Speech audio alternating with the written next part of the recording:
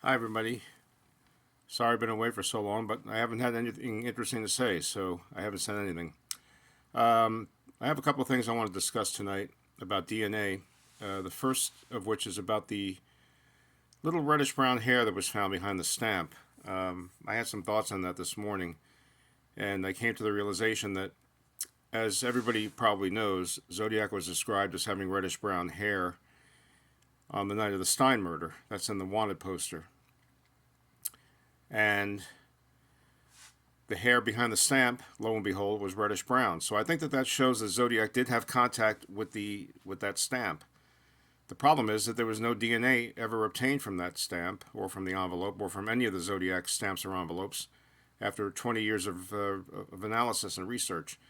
What that tells me is that while Zodiac had contact with the stamps and envelopes, he did not lick them. There's no way he could have licked them, and us not having obtained his DNA after 20 years of research, it just wouldn't happen. So I think that the little reddish brown hair is actually proof that Zodiac did have contact with the envelopes and stamps, but also proof that he used some method other than licking the stamps and envelopes to apply the stamps and seal the envelopes. That's the first point I wanted to make. The second one is about DNA.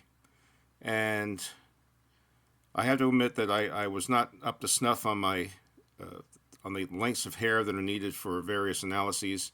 So I did a little bit of research, and I was able to read this evening that mitochondrial DNA can be extracted from hairs as small as 2 millimeters.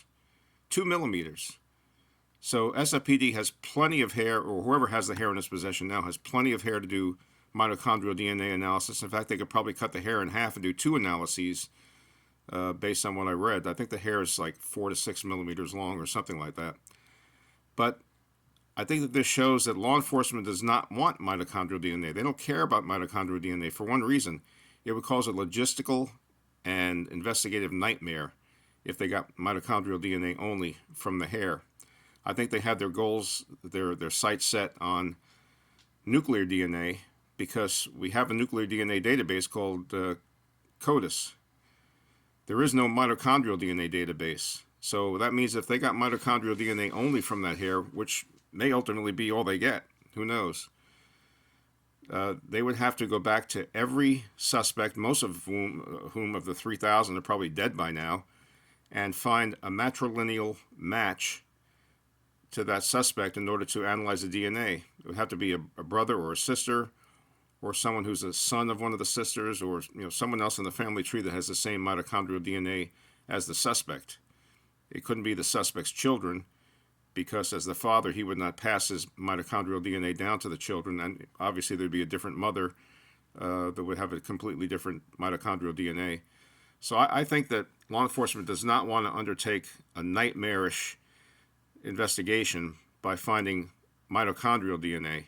So they're holding out for nuclear DNA. I have a couple of feelers out to try to get an answer on how much hair is needed for a nuclear DNA analysis. I know it's going to be more, or I'm pretty sure it's going to be more than is required for mitochondrial DNA, because I've always heard that there's more mitochondrial DNA than nuclear DNA in a hair. Whether they can get by with only 4 to 6 millimeters of hair and do an analysis to get nuclear DNA using modern techniques, today's techniques, is another question. That's one I hope to answer very shortly. Thank you for your time, and have a good day. Bye.